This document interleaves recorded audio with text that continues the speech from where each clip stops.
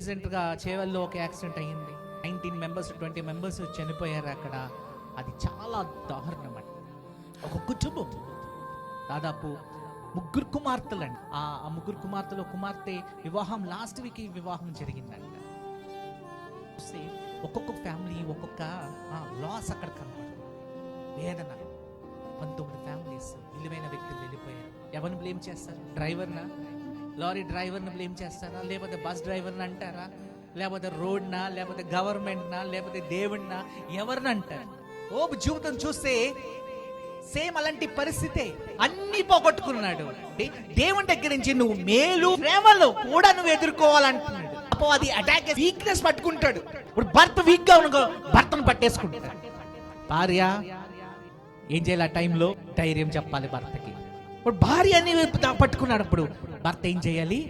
భార్యకి ధైర్యం చెప్పాలి.